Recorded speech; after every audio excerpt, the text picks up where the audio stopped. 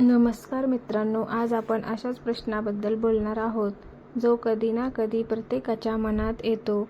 आपल्यावर कोणीतरी प्रेम करत आहे का, की आपणच जास्त विचार करतोय?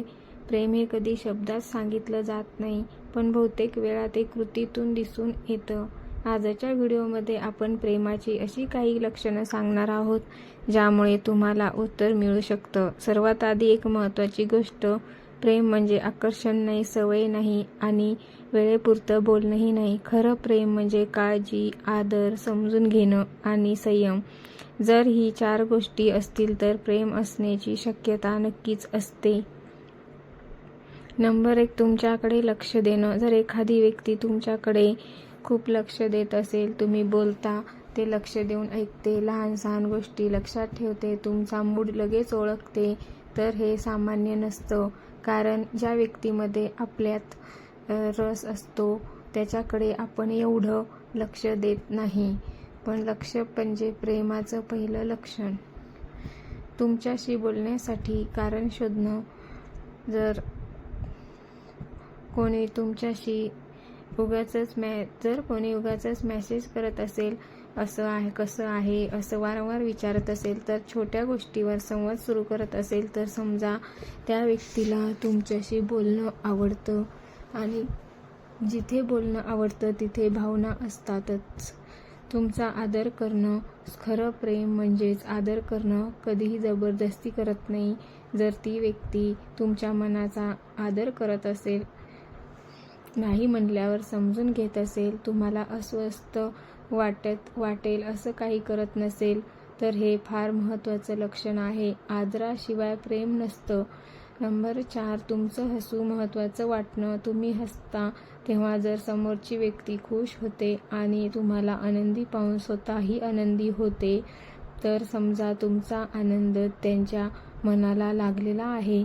प्रेमात स्वतःपेक्षा समोरच्याचा आनंद महत्त्वाचा असतो. नंबर 5, तुमच्यासाठी उभं राहणं. जर कोणी तुमच्यासाठी अडचणीत मदत करत असेल, उभा राहत असेल, तर तो तुमची बाजू समजून घेत असेल, गरज असताना सोबत देत असेल, तर ते फक्त मैत्रीपेक्षा जास्त असू शकतं. प्रेम हे फक्त गोड बोलण्यात नसतं, ते साथ देण्यात असतं. वेळ देणं पण हे खूप महत्त्वाचं आहे. आजच्या जगात वेळ ही सगळ्यात मोठी गोष्ट आहे. जर कोणी बिझी असूनही तुमच्यासाठी वेळ काढत असेल, तुमच्याशी बोलणं प्राधान्य देत असेल, तर समजा तुम्ही त्याच्या आयुष्यात महत्त्वाचे आहात. नंबर 7, तुमचं दुःख त्यांना अस्वस्थ करतं. तुम्ही दुःखी असताना जर ती व्यक्ती शांत होते, काळजी करते, तर काय झालं असं मनापासून विचारते, तर ही भावना खूप खरी असते. कारण त्याच्यावर प्रेम नसतं, त्याच्या दुःखाचा आपल्यावर परिणाम होत नाही. तुमच्यात बदल घडण्याऐवजी जर स्वीकारलं, तर कोणी तू असा का आहेस असं विचारता, तू जसा आहेस तसाच ठीक आहेस असं वागवत असेल, तर ते प्रेम असतं. खरं प्रेम हे तुम्हाला बदलायला लावत नाही, ते तुम्हाला स्वीकारलं. काय प्रेम नाही हेही ओळखा. काही गोष्टी प्रेम वाटतात, पण त्या प्रेम नसतात.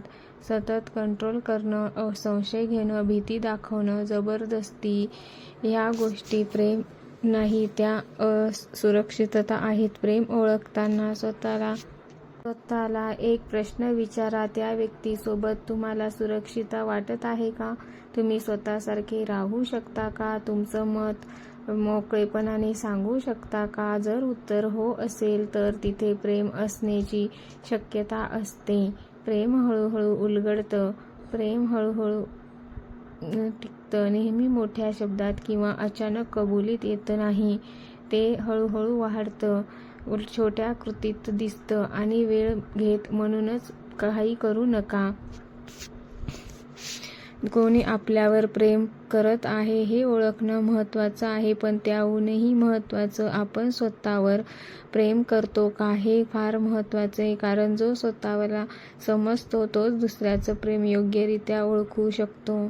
जर हा व्हिडिओ आपल्या मनाला भिडला असेल, तर लाईक करा, कमेंट करा आणि चॅनलला सबस्क्राईब करायला विसरू नका.